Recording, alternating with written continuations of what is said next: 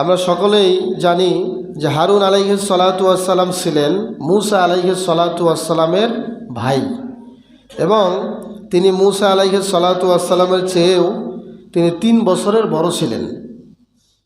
কিন্তু নবুয়ত পাওয়ার দিক দিয়ে মূসা আলাইহিস সালাতু ওয়াস সালাম ছোট হয়েও আগে নবুয়তের দায়িত্ব পেয়েছিলেন। বলেন সুবহানাল্লাহ। আল্লাহ তাআলা সূরা আল ফুরকানে এই বিষয়ে বলেছেন, 35 নম্বর আয়াতে ইরশাদ এসেছে, আল্লাহ তাআলা বলেছেন, ওয়ালাকাদ আতাইনা মূসাল কিতাবা ওয়া জাআলনা মাআহু আখাহু হারুনা ওয়াজিরা। আল্লাহ তাআলা বলেছেন যে আমি মূসা আলাইহিস সালাতু ওয়াস সালামকে কিতাব দান করেছি, ওয়া জাআলনা মাআহু আখাহু হারুনা, এবং আমি তার সাথে তার সহযোগী হিসেবে, তার অ্যাসিস্ট্যান্ট হিসেবে হারুন আলাইহিস সালাতু ওয়াস সালামকে নির্ধারণ করে দিয়েছিলাম। তার মানে হারুন আলাইহিস সালাতু ওয়াস সালাম এই আয়াত প্রমাণ করে তিনি মূসা আলাইহিস সালাতু ওয়াস সালামের সহযোগী ছিলেন, সহকারী ছিলেন, অ্যাসিস্ট্যান্ট ছিলেন। তো অন্য আয়াতে সূরা মারিয়ামে আল্লাহ পাক বলেছেন যে ওয়া ওয়াহাবনা লাহু মির রাহমাতিনা আখাহু হারুনা নাবিয়্যা। আমি আল্লাহ তাআলা, আল্লাহ পাক বলেছেন যে আমি তাকে দান করলাম, অর্থাৎ মূসা আলাইহিস সালাতু ওয়াস সালামকে আমি আমার দয়ায় আমি তাকে দিলাম তার ভাই হারুনকে নবী হিসেবে। তো হারুন আলাইহিস সালাতু ওয়াস সালামের যে নবী হওয়ার বিষয়টি, তাকে আল্লাহ নবুয়ত দিয়েছেন, এটি মূলত ছিল মূসা আলাইহিস সালাতু ওয়াস সালামের আবেদনের প্রেক্ষিতে। মানে সরাসরি আল্লাহ এমনিতেই হারুন আলাইহিস সালাতু ওয়াস সালামকে নবুয়ত দিয়েছিলেন, বিষয়টা এরকম নয়। অন্য অন্য নবীদের ক্ষেত্রে যেমন আল্লাহ তাআলা যাকে ইচ্ছা করেছেন তাকে নবুয়তের দায়িত্ব দিয়েছেন, কিন্তু হারুন আলাইহিস সালাতু ওয়াস সালামের বিষয়টা ভিন্ন। সেটা হলো যে মূসা আলাইহিস সালাতু ওয়াস সালাম আল্লাহর কাছে আবেদন করেছিলেন যে আল্লাহ, আপনি আমাকে আমার ভাই হারুন আলাইহিস সালাতু ওয়াস সালামকে আমার সঙ্গী হিসেবে দিবেন। তো যখনই তিনি আল্লাহর কাছে এই আবেদন করেছিলেন, তখনই আল্লাহ তাআলা মূসা আলাইহিস সালাতু ওয়াস সালামকে বলেছিলেন যে তুমি ফেরাউনের কাছে যাও। তো যখন মূসা আলাইহিস সালাতু ওয়াস সালামকে ফেরাউনের কাছে যাওয়ার জন্য আল্লাহ পাক আদেশ করেছিলেন, তখনই তিনি আল্লাহর কাছে কয়েকটি কথা বা বাক্য তিনি নিবেদন করেছিলেন আল্লাহর দরবারে, এবং আল্লাহ তাকে যে আদেশ করেছেন সে কথাগুলো আল্লাহর এরকম ছিল। আল্লাহ পাক বলেছেন, আউযু বিল্লাহি মিনাশ শাইতানির রাজীম, ইযহাব ইলা ফিরআউনা ইন্নাহু তাগা। হে মূসা, তুমি ফেরাউনের কাছে যাও, সে অনেক সীমালঙ্ঘন করেছে, সে অনেক বাড়াবাড়ি শুরু করেছে, তার কাছে যাও, তাকে দাওয়াত দাও, তাকে তুমি ইসলামের দাওয়াত দাও, এবং নরম ভাষায়। অন্য আয়াতে আল্লাহ পাক বলেছেন ফাকুলা, তোমরা দুইজনেই তাকে বলো কাওলাল লাইয়িনা, নরম ভাষায় তাদেরকে তোমরা দাওয়াত দাও। তো এখানেও আল্লাহ পাক মূসা এবং হারুন দুইজনকেই একসাথে ফেরাউনের কাছে যাওয়ার জন্য বলেছিলেন, এই আয়াত প্রমাণ করে। তো তখনই মূসা আলাইহিস সালাতু ওয়াস সালাম বলেছিলেন, রব্বিশ রহলি সদরি ওয়া ইয়াসসিরলি আমরি ওয়াহলুল উকদাতাম মিন লিসানি ইয়াফকাহু কওলি। তিনি বলেছিলেন, হে রব, ইশরাহলি সদরি, আমার দেহটা, আমার বুকটা আরও প্রশস্ত করে দিন। এবং তিনি আরও বলেছেন, ওয়ায়াসসিরলি আমরি, আমার কাজটাকে আপনি সহজ করে দেন, কারণ আমি সাধারণ একজন যুবক, আর ফেরাউন হচ্ছে এই মিশরের রাজা। তার কাছে গিয়ে দাওয়াত দেওয়া এটা সহজ কোনো বিষয় নয়, এটা অনেক টাফ ব্যাপার। আল্লাহ, আপনি আমার এই কাজটি সহজ করে দেন। কার কাছে বলতেছেন? আল্লাহর কাছে। আমরা জানি মূসা আলাইহিস সালাতু ওয়াস সালামের মুখে একটু জড়তা ছিল, এটা উল্লেখ করে তিনি আল্লাহর কাছে বললেন যে আল্লাহ, ওয়াহলুল উকদাতাম মিন লিসানি, আল্লাহ, আমার যে মুখের জড়তা, আমার যেই ভাষার একটু জড়তা আছে, এটাকে তুমি খুলে দাও, আমার মুখের জড়তা যেন না থাকে। ইয়াফকাহু কওলি, যাতে করে ফেরাউন সহ ফেরাউনের সভাসদবর্গের, ফেরাউনের পরিষদের যারা আছে সবাই যেন আমার কথা বুঝতে পারে। এরপরে তিনি বললেন, ওয়াজআললি ওয়াজিরাম মিন আহলি, হে আল্লাহ, আমি যে যাব, আমার সাথে আমার পরিবার থেকে একজন সহযোগী আমাকে দিয়ে দিন। এবং এখানে তিনি সরাসরি নাম ধরে বললেন, তিনি আল্লাহর কাছে আবেদন করলেন যে আল্লাহ, আমার পরিবার থেকে ওয়া হারুনা আখি, আমার ভাই হারুনকে আপনি আমার সঙ্গী করে দেন। এরপরে উশদুদ বিহি আজরি, যাতে করে আমি আমার শক্তি পাই, এবং ওয়া আশরিকহু ফি আমরি, এবং তাকে আপনি আমার কাজের মধ্যে শরিক বানায় দেন। তার মানে তিনিও, মূসা আলাইহিস সালাতু ওয়াস সালাম স্বয়ং নিজে আল্লাহর কাছে তার ভাই হারুনকে সহযোগী হিসেবে চেয়েছিলেন নাকি চান নাই? চেয়েছিলেন। এই দোয়ার প্রেক্ষিতে যখন তিনি আল্লাহ তাআলার কাছে এরকম আবেদন করতেছিলেন তার ভাইয়ের ব্যাপারে, এবং এটা কখন চেয়েছিলেন? যখন ফেরাউনের কাছে যাচ্ছিলেন তার আগ মুহূর্তে, তখন আল্লাহ তাআলা সাথে সাথে বললেন, you request is granted, accept করলাম, হে মূসা আমি তোমার প্রার্থনা কবুল করে নিলাম। বলেন সুবহানাল্লাহ। আল্লাহ পাক বলেছেন, ক্বালাম ক্বাদ, অবশ্যই উতিতা সুলাকা ইয়া মূসা, হে মূসা তুমি যা চাইলে তোমার আশা আমি পূরণ করে দিলাম। তুমি যা চেয়েছো তোমার সব আশা আমি আল্লাহ পূরণ করে দিলাম। যাও তুমি তোমার ভাই হারুনকে সাথে নিয়ে। এভাবেই তিনি দোয়ার বাদৌলতে মূসা আলাইহিস সালাতু ওয়াস সালামের দোয়ার প্রেক্ষিতে নবুয়তের দায়িত্ব পাইলেন। এবং তিনি এটা কেন করেছিলেন, আল্লাহর কাছে কেন তার ভাইয়ের নবুয়তের ব্যাপারে দোয়া করেছিলেন, তার কারণও তিনি বর্ণনা করেছেন।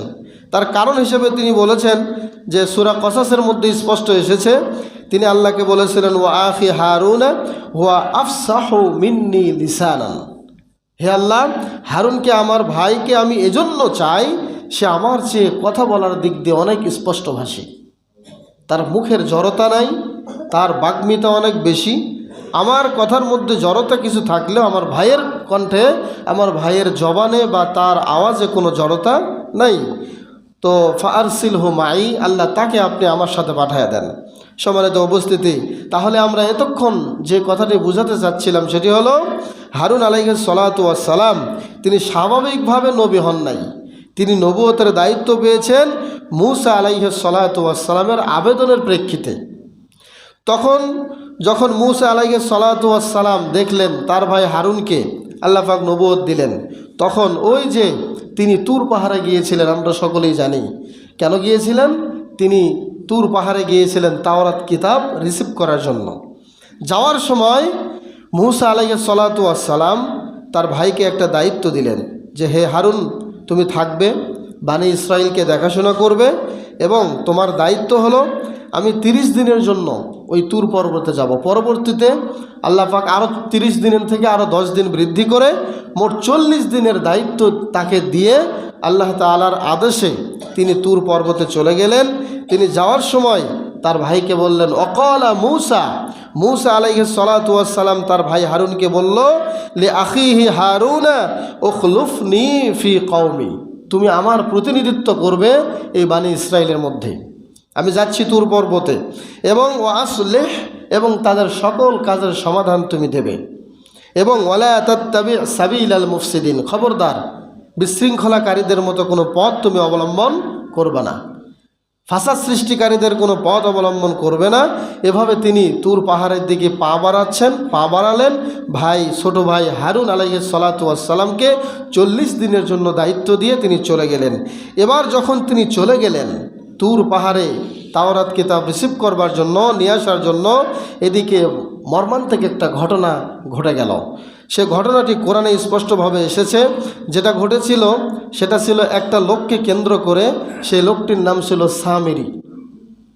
এই সামিরি লোকটি ছিল পাক্কা একটা মুনাফিক।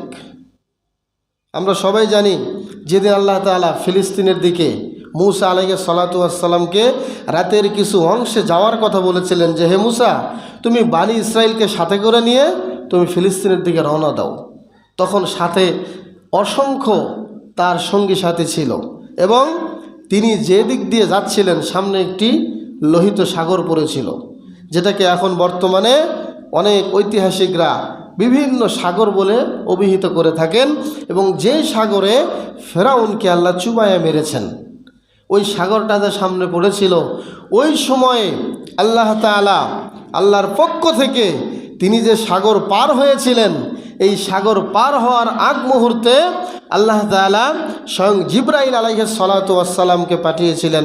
বলেন সুবহানাল্লাহ। জিবরাইল আলাইহিস সালাতু ওয়াস সালাম এসে মূসা আলাইহিস সালাতু ওয়াস সালামকে সাগর পার করে দেবার জন্য সহযোগিতা করেছিলেন। এবং ওই জিবরাইল আলাইহিস সালাতু ওয়াস সালাম একটি ঘোড়ার পিঠে উঠে মূসা আলাইহিস সালাতু ওয়াস সালামকে সাহায্য করার জন্য আসছিলেন। যখনই মূসা আলাইহিস সালাতু ওয়াস সালামকে সাহায্যের জন্য জিবরাইল ঘোড়ার পিঠে চড়ে আসলো, ওইদিকে সামেরি সে নিজেও দেখেছিল যে এই ঘোড়াটি যেখানেই পা দেয় সেখানেই সেই একদম বালুর ভেতর থেকেই কিছু ঘাস জন্ম নিচ্ছে। বলেন সুবহানাল্লাহ। এই সামেরি এটা লক্ষ্য করতে পেরেছে, অন্য কেউ এটা খেয়াল করতে পারে নাই। তো এই ফিলিস্তিনের দিকে যাবার আগ মুহূর্তে মূসা আলাইহিস সালাতু ওয়াস সালামও তার বানি ইসরাইলের সকল যারা সঙ্গী সাথী ছিল সবাই বলেছিল যে তারা যাতে সন্দেহ না করে, এই জন্য আপনাদের কাছে যার কাছে যে স্বর্ণ আছে, স্বর্ণ অলংকার আছে, এগুলো আমাদেরকে দেন। আমরা একটা উৎসবে যাচ্ছি, উৎসব থেকে ফিরে এসে আপনাদের স্বর্ণ অলংকারগুলো আমরা ফেরত দেব। তো আরও যারা ছিল বানি ইসরাইলের মূসা আলাইহিস সালাতু ওয়াস সালামের সহযোগী যারা হয় নাই, তারা সবার কাছ থেকে স্বর্ণ অলংকারগুলো নিয়ে তারা রওনা হয়েছিল। এবং এই যে সামিরি যে লোকটা, ঘোড়ার যে পদচিহ্ন যেখান থেকে ঘাড় জন্মায় বা যেখানেই ঘোড়ার খুরে আঘাত পায় সেটাই জীবিত হয়ে যায়, এই জায়গার এক মুষ্টি মাটি সামিরি নিয়ে রাখলো।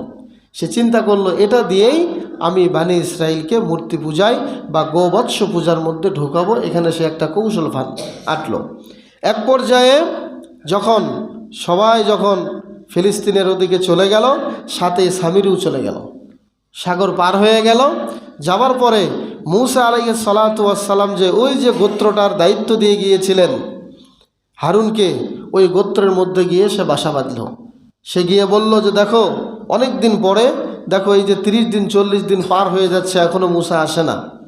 তো তোমরা যে বানি ইসরাইলের কাছ থেকে এই যে মিশর থেকে স্বর্ণ অলংকারগুলো নিয়ে আসলে, এটা বলতেছে ওই যে সামেরি মুনাফিক লোকটা, এই স্বর্ণ অলংকারগুলো তো তোমাদের কাছে রাখা বৈধ হবে না, নাও এগুলো আমরা একটা গর্ত করে এর ভিতরে ফেলে এগুলো আগুন দিয়ে জ্বালিয়ে ছারখার করে দেই। তো সবাই দেখলো যে কথা তো ঠিক, অন্যের সম্পত্তি এভাবে আমরা রাখলে এটা হারাম হবে। তো সেই ক্ষেত্রে তারা সবাই একমত হলো এবং সবাই মিলে সেই মিশরীদের যত স্বর্ণ অলংকার আনছিল সবাই এই গর্তের ভেতরে ফেলে আগুন দিয়ে জেলে ছারখার করে দিল। কিন্তু সামিরি দিচ্ছিল না।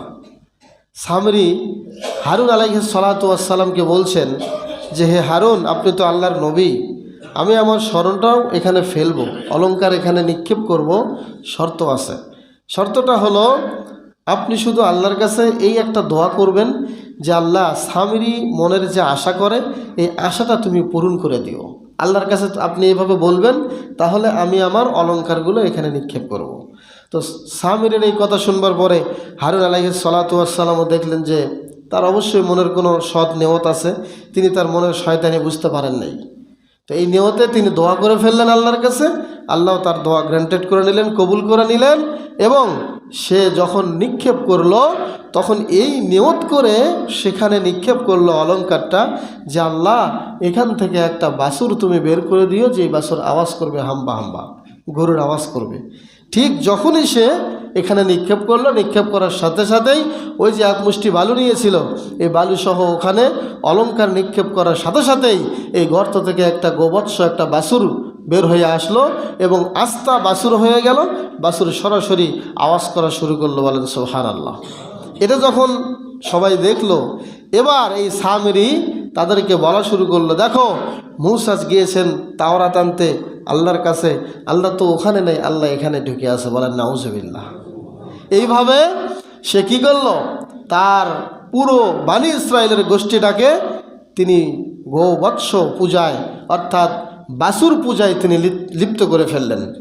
ইতিমধ্যেই মূসা আলাইহিস সালাতু ওয়াস সালাম ফেরত আসলেন। আসার পরে তো প্রচণ্ড রাগ, ভাইয়ের হারুনের দাড়ি ধরলেন। দাড়ি ধরে তাফসিরে এসেছে কয়েকটা থাপ্পড়ও দিয়েছেন। যেহেতু ছোট, বয়সে যদিও বড়, কিন্তু মর্যাদায় এবং শ্রেষ্ঠত্বে কি মূসা আলাইহিস সালাতু ওয়াস সালাম অনেক বড়। তিনি বলেছেন যে হে ভাই, আপনি আমার দাড়ি ধরবেন না, আপনি আমাকে শত্রুদের হাসির পাত্র বানাবেন না, আমি একমাত্র ঐক্য নষ্টের ভয়ে আমি তাদের উপরে ঝাঁপিয়ে পড়ি নাই, আমি তাদেরকে নিষেধ করেছি কিন্তু তারা শোনে নাই। এই কথাটা আল্লাহ পাক সূরা আরাফে এবং তোহায় স্পষ্ট বর্ণনা করেছেন। আল্লাহ পাক বলেছেন, ওয়ালাকাদ ক্বালা লাহুম হারুন মিন ক্বাবলু ইয়া কওমি ইন্নাকুম ফুতিনতুম বি। হারুন আলাইহিস সালাতু ওয়াস সালাম বনি ইসরাইলের ওই লোকদেরকে বললেন, হে আমার কওমের লোকেরা, তোমরা ফিতনায় পড়ে যাচ্ছ, তোমাদেরকে ফিতনায় ফেলা হচ্ছে, সামেরী তোমাদেরকে ফিতনায় ফেলতেছে, এখান থেকে তোমরা ফিরে আসো।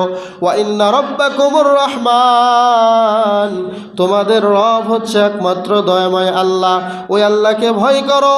ফাত্তাবিউনি ওয়া আতিউ আমরি, হে আমার কওমের লোকেরা, আমি যা বলি তাই শোনো। এইরকম বাছুরের পূজা করা চলবে না, এই পূজা থেকে তোমরা বিরত থাকো, আমি যা বলি আমার অনুসরণ করো। ক্বালু লান নাবরাহা, হে হারুন আলাইহিস সালাতু ওয়াস সালাম তারা বলল, হে হারুন, আমরা মানা শুনবো না, আমরা কোনো বাধাই শুনবো না, যতক্ষণ পর্যন্ত মূসা আমাদের নিকটে ফিরে না আসবে এতক্ষণ পর্যন্ত আমরা এই বাছুরের পূজাই করতে থাকবো, বাছুরের ইবাদত করতে থাকবো। বলেন নাউজুবিল্লাহ। এভাবে তারা বাছুরের পূজা করতেই থাকলো। যখন মূসা আলাইহিস সালাতু ওয়াস সালাম ফিরে আসলেন তার কওমের নিকটে গদবানা আসিফা মানে কঠিন রাগান্বিত হয়ে অনেক রাগের স্বরে তিনি ফিরে আসলেন। ক্বালা ইয়া হারুন, হে হারুন, মা মানাকা ইয রাআইতাহুম দাল্লু, তুমি কেন তাদেরকে নিষেধ করলে না? কে তোমাকে বারণ করলো? তারা যে পথভ্রষ্ট হয়ে গেল, এই পথভ্রষ্ট হওয়ার পরও তুমি কেন তাদেরকে নিষেধ করো নাই? কেন এই কাজ তারা করলো?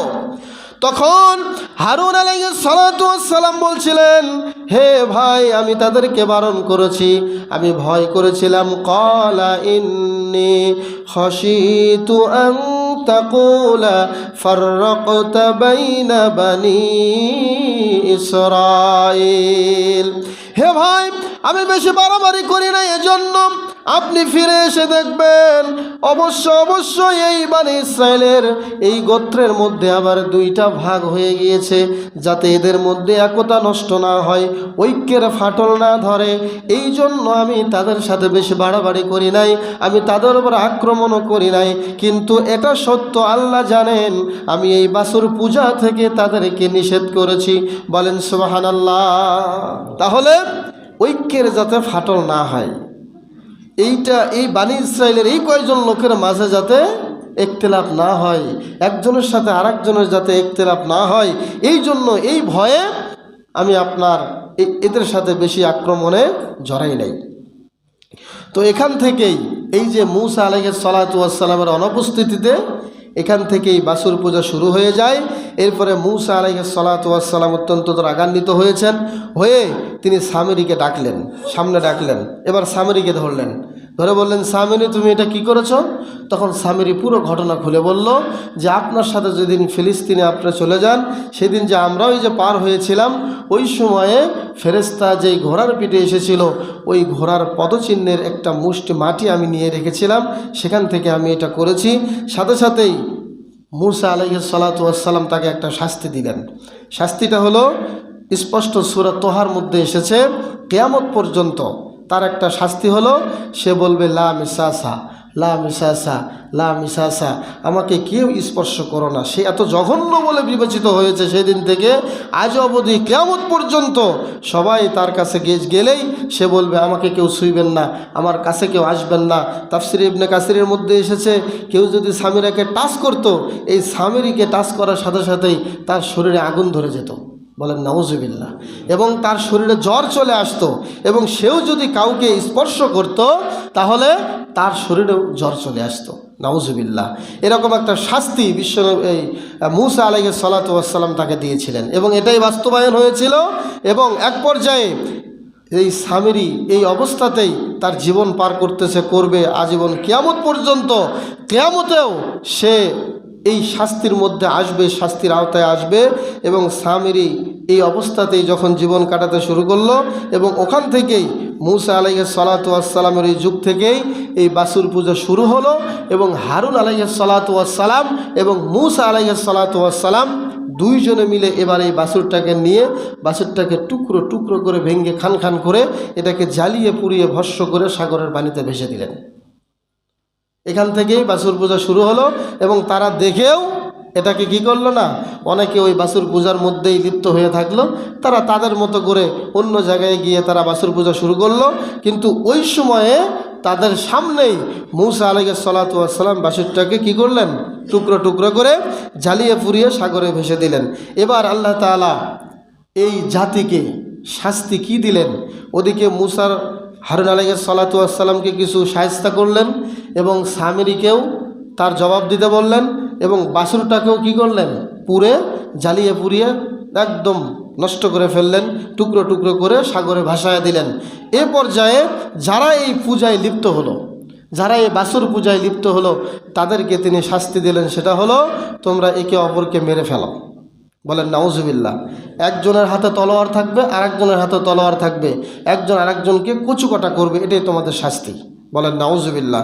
আল্লাহ পাক বলেছেন, সূরা আল বাকারার মধ্যে এসেছে, আল্লাহ পাক বলেছেন ওয়াইদ ক্বালা মূসা, যখন মূসা আলাইহিস সালাতু ওয়াস সালাম বললেন লিকাওমিহি ইয়া কওমি ইন্নাকুম যালামতুম আনফুসাকুম বিত্তিখাযিকুমুল ইজলা, হে আমার কওমের লোকেরা, তোমরা বাছুরকে প্রভু হিসেবে গ্রহণ করার জন্য তোমরা যে অপরাধ করেছ, এই অপরাধের শাস্তি হলো এক, ফাতুবু ইলা বারিকুম, তোমরা তোমাদের রবের কাছে তওবা করো। দ্বিতীয়ত হলো ফাকতুলু আনফুসাকুম, তোমরা একে অপরকে হত্যা করে ফেলো, অথবা তোমরা নিজেরাই নিজেদেরকে হত্যা করে ফেলো। এই দুনিয়াতে বেঁচে থাকার কোনো অধিকার তোমাদের নাই। বলেন না নাউজুবিল্লাহ। তাহলে দেখেছেন শিরকের কি ভয়াবহ অপরাধ, কি ভয়াবহ শাস্তি। বিশ্বনবী থেকে শুরু করে সকল নবী এই শিরিকের বিরুদ্ধে আওয়াজ তুলেছিলেন। তাদের মিশন ছিল যাতে মানুষ, তাদের উম্মত শিরিকের মধ্যে না যায়। এই মূসা আলাইহিস সালাতু ওয়াস সালামও একই কাজ করলেন। দেখুন এখানে তিনি স্পষ্ট বললেন, তোমরা নিজেদেরকে মেরে ফেলো এবং যালিকুম খায়রুল লাকুম, এটাই তোমাদের জন্য উত্তম। এবং তাফসীর ইবনে কাসিরের মধ্যে এসেছে ওই সময়ে অনেকেই নিজেরাই নিজেকে হত্যা করে সেখানেই তারা নিঃশেষ হয়ে গিয়েছে। বলেন না সুবহানাল্লাহ। এইখান থেকেই কিছু কিছু লোক তো থেকেই গিয়েছে। আজও দেখবেন হিন্দুরা বিভিন্ন পূজা করে, পূজার মধ্যে কিন্তু অনেক পশুর ছবি আঁকে, বাঘের ছবি, এবং বিশেষ করে দেখবেন যে তাদের যত মূর্তি আছে সবগুলো মূর্তি নারী মূর্তি, একটাও কিন্তু পুরুষ মূর্তি নাই। সুন্দর করে সাজাতে ভালো হয়, সাজাইতে গোছাইতে ভালো লাগে। তো আল্লাহ পাক তাদেরকে হেদায়েত দিক, আমরা পড়ি আমিন। এগুলো হচ্ছে মানুষের বানানো ধর্ম। দুনিয়াতে যত ধর্ম দেখি আমরা, আপনারা বলুন তো আল্লাহর পক্ষ থেকে কি ইহুদি ধর্ম এসেছে? আসে নাই। যারা মূসা আলাইহিস সালাতু ওয়াস সালামের ধর্মটাকে বিকৃত করেছে তারা হয়েছে ইহুদি।